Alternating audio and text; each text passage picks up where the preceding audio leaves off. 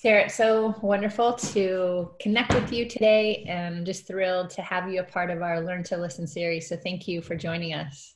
Thank you for having me. You're so welcome. Well, I'd love for you to share with our listeners about just your journey in dance, and then the company that you're working with now, and where you're located, and just some snippets of giving either bullet points or just ideas of your experience and where you are and where you're coming from with dance and worship and just all the amazing things that you're doing with your company. Yeah, I grew up in my mom's studio, started dancing at the typical age of 3. And yeah, danced all the way through, went to college and pursued a Bachelor of Fine Arts in Dance, then went to Chicago, auditioned and danced for a lot of smaller companies and learned a lot, tried to be a sponge as much as I could. Was auditioning and just feeling just really drained. And then God kind of brought it to me to have my own company, kind of showed me all the tools that I already had that he had provided, and leadership, and kind of just gave a nice little shove and said, just try it. And so Tapestry was born in 2010, and we've been going since then, with some pauses here and there, as I got married and had my first child. And so, yeah, just learning how to take that company and do more than just put on shows. That's kind of been my heart the last couple of years, of just trying to make Tapestry more than just, hey, we're a performing company. And that was my intention at first, because again, as a struggling young artist, you don't get experience without having experience, and they go hand in hand. And so how do you give young artists a voice or a way to dance and learn without having those opportunities? So I tried to create a place for everybody to dance and be able to create. And so, yeah, that's where Tapestry's at. And we're in Chicago. I am actually based in Michigan, so I'm an hour and a half east of the city. We call ourselves the Eastern Suburbs. Sometimes we're joking. But yeah, Chicago being our home base, but we really expanded since I have been living here. This is my 8th year being back. So most of the time of the company has been in Michigan, just trying to expand our range of where we're trying to reach, going all the way over to Detroit, all the way to Chicago and the suburbs, and as well as going down to Florida and being a part of a couple of events down there. So just trying to, yeah, do our thing, letting God direct the steps. That's awesome. There's some things happening in the Chicago area with dance, obviously in the arts in general, but just there's more strength coming from that area, in particular related to Christian artists. Yes, very much so. So exciting. I'll be there later in the summer of 2020 for a conference, and I'm excited about that. So it's amazing what's happening in that area. Yeah, and God's really bringing all these people kind of into community with each other by creating different festivals or conferences and whatnot, which is also really encouraging, because there's a company in Chicago. We did our first show together with them, and we were the only 2 Christian companies in the whole thing, but having them and knowing that they are standing so firm and so strong was encouraging to us. And I think, yeah, God's definitely working. So that's awesome. That's excellent. That's really excellent. Well, you talked about having some prior experience with education in dance, and then really just cultivating listening to God to decide to go ahead and do this yourself, to have a company that you direct. Love for you to share about ways that you in particular have learned to cultivate that discipline of listening to the voice of God. Mm-hmm. Yeah, I think the way I don't like to sit still, and I'm often told that I need to sit still more often. That's not how I like to run through life. I'm not moseying, just pretty much full pace. And so when I'm still, I find that those are, yeah, really, really key moments, but I have to kind of force myself. So it's been a practice of discipline to do that. And actually, probably one of the things that helped the most was actually having my first child and being awake at all hours of the night and just being able to be still, because you can't make noise. And just praying with him and praying over him and just being quiet, but knowing I have to be awake and fully present, and then just being able to listen. The other thing that God really does for me particularly is I have a strong connection to music, and I think that as dancers we all do. But more so, you're always thinking about like, how can that word be embellished by movement, or how can we bring something more to that word or that lyric? Because so many lyrics of songs are just so on point with that exact message that they're exactly trying to say, which is wonderful. So I think a lot of times God speaks through music for me. And it's the simple things, like when you're, running to the grocery store and you hear that song and you're like, oh, okay, that's my moment to be still and just listen. What does God have for me today? Like maybe I didn't have that quiet time this morning and I can feel it now. And God's going to use a song in the radio just to like tap, tap, tap, reminder, you're there. And I also think that for me, listening involves listening to other people. And when I'm listening to other people, I find that God definitely speaks through them. And I need that kind of like hit on the side of the head, because sometimes it's just not very clear, or I'm just not taking the time to listen. So God definitely uses like music and people and my relationships with that to cultivate listening and cultivate like really learning what that process looks like. And I don't think I think as somebody who has become a very outgoing person in my adulthood, being the quiet one is not necessarily always my favorite, or is it the most comfortable? But I feel like God's definitely been working in that. So, yeah. Well, you mentioned a good point that some of the people I've been interviewing have been moms, and there is something about that understanding that we can relate to when you're a mom and you listen to the cry of your child, and sometimes it's a hungry cry, a fussy cry, I'm wet cry, I'm tired cry, whatever that is. But so we attune our ear to hear, and then also in those times as well, we're able to, as you mentioned, just that quietness. And even I think about just when my children were young, and now that I'm a grandma and I have young ones around, there's sometimes when they're quiet and I'm holding them and you can just look at them forever, just studying their design and how they've been made and created, and that quietness and that reflection. So I appreciate just your honesty and transparency, because sometimes our day doesn't always go the way we anticipate it would be scheduled. And laughing because the full reality. Yes. And it doesn't make you or make one less spiritual or one less holy or one less committed to God. It just is, this is the life and this is the season that we're in. And because you won't be here forever, in another 10 years it'll be a bit different. And so I appreciate that perspective as well, that you're bringing, that mom's heart and the reality of life being, for me, I never have been released from dance, but I was called to be a mama.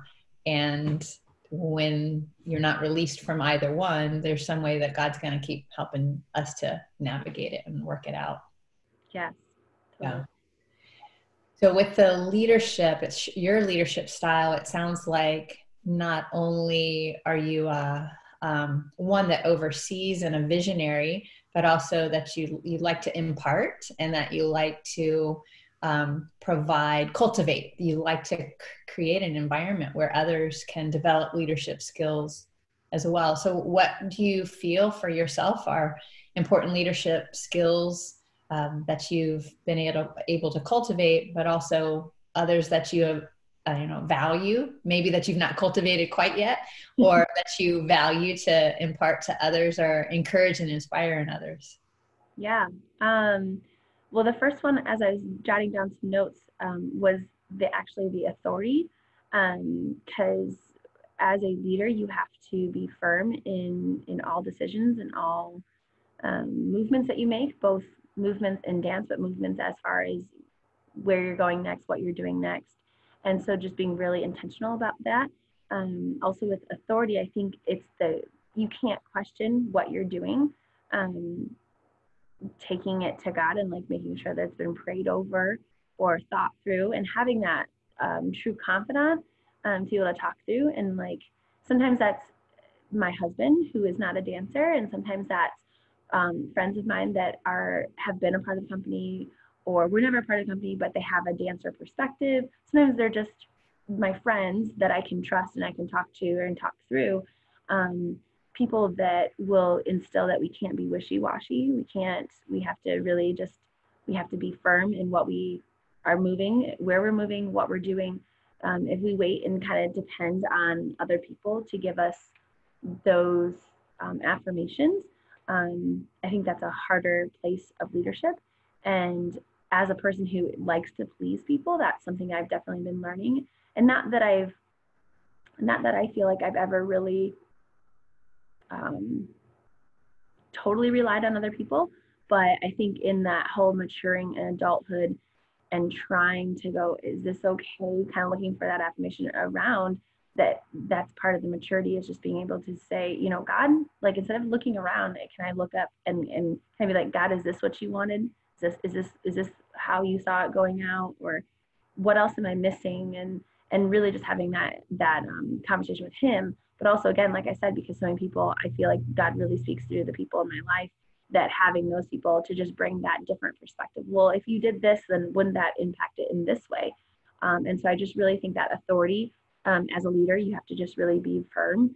But also in the fact of like, no, I'm not going to change my vision for the entire company because all of a sudden I feel like I'm the only one bringing about the Christian perspective. No, I'm going to stand firm. And that's something God grew in me in college as I was in a secular university, which was where I wanted to be. And then all of a sudden I didn't want to be there. And so how God kept me there was like really just developing a really good, solid friendship. And then also just being able to be bold. And so I think that has helped be a leader for Tapestry. I would say the other thing that I jotted down was just empathy.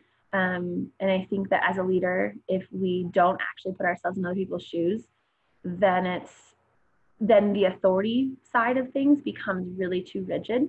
And I think that's one thing that, like, as I have studied scripture more and more as an adult, that's something that you see countless times. You see Jesus, you know, God is saying this and this is the law. And then Jesus is saying, but I understand because I've been there.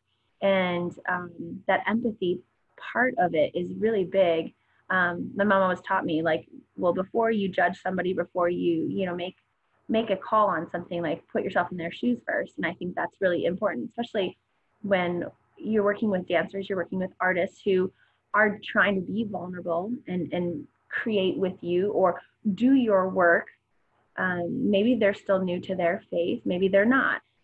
They're in a vulnerable state. So you have to be empathetic, or even just in the practical nitty gritty of life. Like, they had to spend their last $5 that was extra to get that bus ticket so they could come to rehearsal. How can I be empathetic to say, you know what, today I actually do have that extra $5. I'm going to give it right back to you so you can make sure you get yourself back home.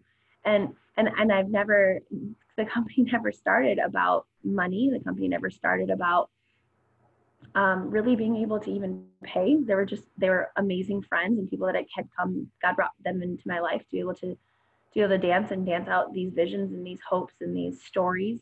And so it was never really about the money. But then when there was something, I worked extra jobs to be able to pay for like extra things for Tapestry. So when there was extra, able to give that to them. And maybe that's just, I'm providing them a meal. Maybe I'm, making sure there's snacks every time, because if they're running from rehearsal to rehearsal or class or jobs or whatnot, especially in the city where it's just go, go, go, how can I be empathetic and try to love on them? Maybe it can't be financially. Maybe I can't give them their full compensation of what they're worth. Maybe I can't pay for every bus ticket or their gas for their car, but can I be empathetic and try to help out in a different way? And I think as a leader, with the authority, we also have to have the empathy. And So those were the two biggest things that I had noted, but I think there's so many other things about being a leader. But those are, like I said, those are the two that like really popped out to me. So Those are beautiful. I was just speaking with a couple of dancers just on Tuesday about the difference in sympathy and empathy. And sometimes even I think being artists allows us in a way because we're in touch with self or in touch with communication because it's what we're doing as artists. We're communicating something. That empathetic ability to really get in there and feel and identify in that manner. It's beautiful. We did talk a little bit about how Chicago is hopping right now, and there's a lot going on in that area related to dance.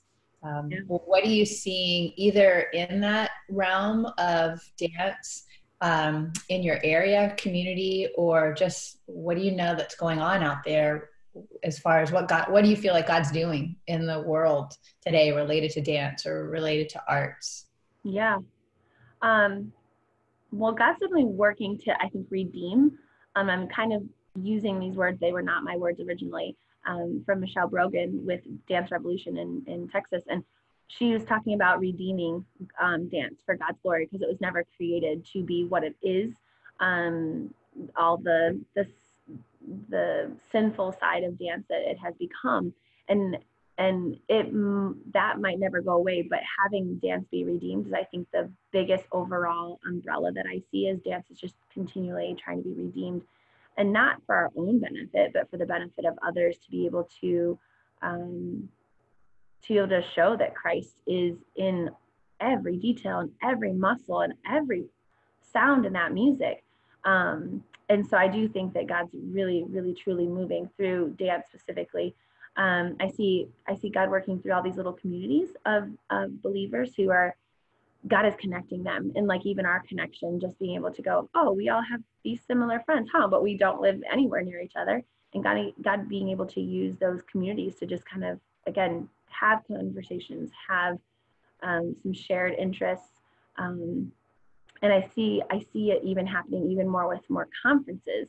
I don't remember growing up ever hearing about a Christian conference, much less a Christian dance conferences. And now there are so many that are geared for so many different avenues of dance, whether you're that professional dancer, whether you're going for, whether you're a teacher and you're looking for additional supplies there and knowledge and information, or maybe you're, a student still just in grade school and you're just like, I feel like God's tapping on my heart. And so I feel like just God growing all those different communities to provide what we need as dancers is really encouraging. I see him in my original vision, or not, it's been the same, but the vision of Tapestry was to be able to reach people through movement. And while that's a very simple thought, and that's a very, that's why we did shows, to be able to do that, but then to not abstract to take away from God's word or the verse that we had based around this whole piece, or the concepts we were trying to present that were godly, but to be able to reach them first with what's this piece about. But then if they understood anything about the Bible or God, then to be able to go, oh, I get it. Like there was a deeper layer. And that's how Tapestry started. And I still believe that that's a very important part of what we do. There's 2 pieces in our entire repertoire that is actually like a Christian song with Christian lyrics. That hasn't, I don't personally need to like hit people over the head with it. And I think there's something beautiful about that as well. And I have my student group at the studio who does that. They do that every summer, and they have mostly Christian songs and they're dancing to them beautifully. But for me, in reaching adults, kids are so much more easily understood as far as like it's black and white for them. And as adults, we have just a little bit more heartache, or there's more feelings, or we're jaded about life. And so because of that, I think that's why we've always tried to reach them through more of an abstracted idea. And by doing that, being able to then have the conversations after the shows, like I always try to make myself available, and we don't do necessarily a talk back, but trying to make myself available to go and commune with the audience members that are at the show. If it's a workshop that we go and we come into a studio and present workshops, which we do, being able to have that conversation with the students, with the parents. Of course, with the students, I can do that in the middle of the class, throwing out tidbits of things to connect the dots of the movement with the scripture, or the movement with the concept of God. And with adults, it's also, you just have to kind of reach them where it's at. And so being able to have those conversations has really, really enabled that God can speak through me. And that's what I hopefully am doing. But being able to have those conversations really, again, either pricks their heart in a new way, or if I'm just one ripple of the many that have come into their lives, to be able to have them trust in the Lord and follow the Lord, or if they already are following the Lord, just to be encouraged in that way. So I think really God is moving in those little moments. I think the shows and the workshops are like the big grand splendor, even though, again, we're just a small company, but I think he can use that to kind of draw in the attention. But it's all about the small conversations and the small little details. And even at the end of the show, if I'm running up to a parent or an audience member and just introduce myself and how are you today? Like, what if they hadn't been asked that today? I mean, that's like very, very simple explanation or example, but I think that's really important, because again, when we live in a world that's so isolated at times, or in this new culture of these young people that aren't able to express themselves in the way that they would like to. And I see that a lot with the students that I teach every week. But being able to like really make that eye connection, that like touch on the shoulder, and being like, really, how are you? And like, tell me about yourself. Like, where are you from? Or how did you hear about the show? What was your favorite piece? And then if they're, responding appropriately, then you can kind of key into like, oh, that's interesting. You found that in the piece. Did you happen to know anything about Psalms? It actually comes from this book called Psalms, and then you're able to reach them that way. Oftentimes that doesn't happen in the first conversation, but that's where I'm very thankful that God is continuing to build these communities, because I think the more that we can do things together and have that shared audience even, the more that we can continue to dive deep into those conversations, to be able to, well, I wasn't able to talk about the actual verse that we used in this piece this time, but maybe next time, because I'll be able to recognize them, or maybe not even call them by name, but recognize them. Hey, I remember you from the last show. Remind me name. Okay, well, what did you think? Like, did it strike you as anything different? And sometimes just getting them to talk to me is my favorite. But God's definitely moving, and I'm very thankful. And yes, Chicago is got a lot going on, and I think Chicago is oftentimes like the underdog compared to the two big, LA, New York. But for me, leaving a small town in Michigan, going to Chicago was very much where I needed to start, because I needed to get my feet stable enough. Needed to figure out what I wanted to go. I did try an audition in New York, and that was not, it was just too much of a buffet. And knowing that I had been in Chicago for a lot of training, it was a little bit more comfortable. It's also not that far away from home, so if I needed to run home, I could. And being that proximity, there is also something about a Midwestern that's different than, a Southwest or a Northeast or whatever. And so I think that's also really interesting, to be able to see how God's using just our own weird personalities and quirks of how we live and what area we live in, to see his kingdom be built up, to actually be able to hear somebody say, oh, Jesus. Okay, this is about Jesus. Got it. So yeah, I've been very, very encouraged, especially in the last year. But yeah, I'm very excited with what God is doing in our area. Something you said made me think about, sometimes as artists, we identify with our art being that which communicates, and we invest in it and cultivate it and just, craft, and it's that skill that we're implementing to, in particular when it's the performing arts or presentational arts, visual arts. And sometimes we put so much effort and time and energy and focus, identity in that presentation, which is good, that we forget about us being tangible as humans, apart from what was presented. And so just as you are articulating the value of the touch of humanity and the relatability and transparency and even sometimes vulnerability, and it just is that part of our humanity that Jesus came as a human on earth, and there is that identifying factor with God in human form. That is this identifying factor that, yes, I tap into my creator, and as I am a creative, but we also understand and can activate in the real authentic moments of being present in the now, those opportunities to do just what you're modeling, just asking questions and engaging, and how important that is. And sometimes, even though we might not put our ego there, that might be the thing that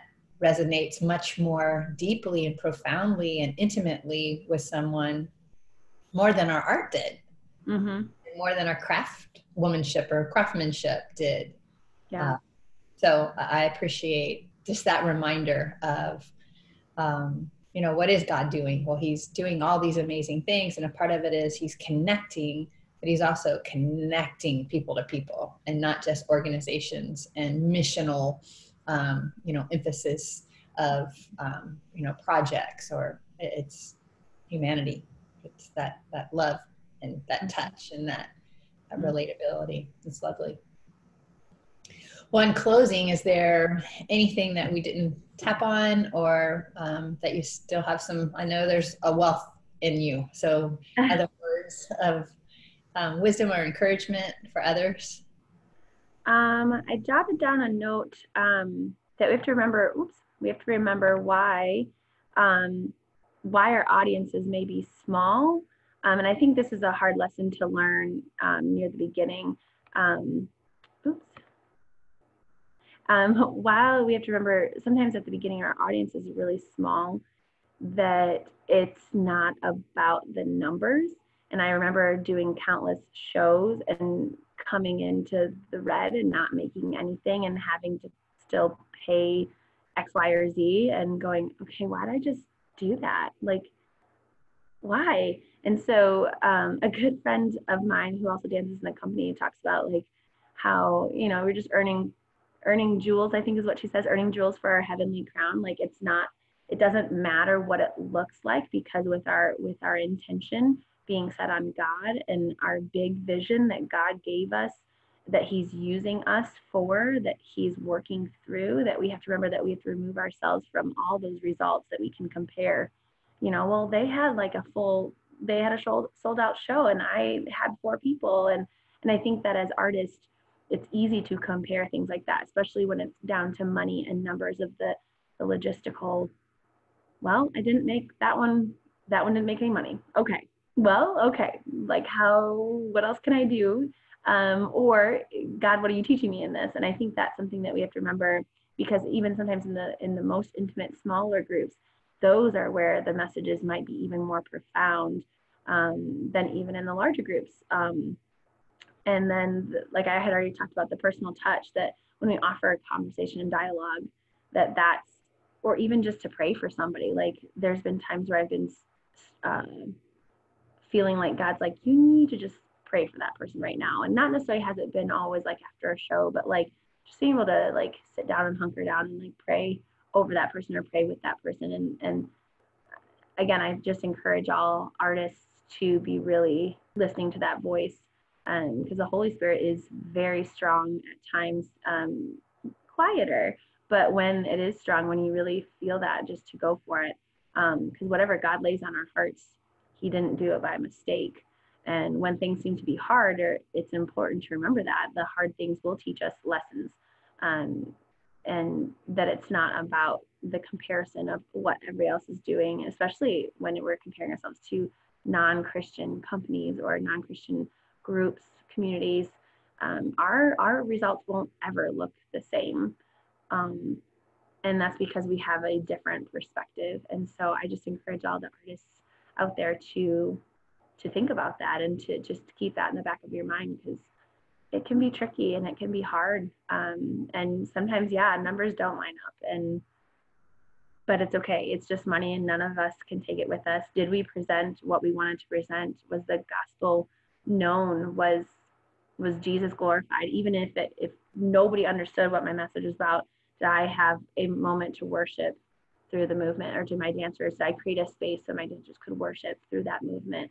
And in the end, if that's the answer, great. So I encourage all the artists to just remember those little things. It's definitely a good reminder, and it's applicable in a variety of settings, because the people listening are coming from a variety of places, either concert dance or dance in ministry or in their churches or professional dance, or, just a variety of settings. And it's that, it's so simple, but sometimes so hard, just that concept of you're presenting for the audience of one. Mm-hmm. Scripture that reminds us for us to do all things unto God rather than man. And if we can keep that in the forefront of the creative process, but also whatever those outcomes may be, allowing God to take care of the rest, being responsible as we can, and knowing that, depending on where we are, and having boards and having budgets and having all of those things that we have to adhere to. But all of those things can continue to be subject to the throne, to the Lord. That's wonderful. Well, what I would love to do is make sure, as I'm posting this, that we've got links to you to Tapestry. And so we'll make sure that people have access to see what's, coming up.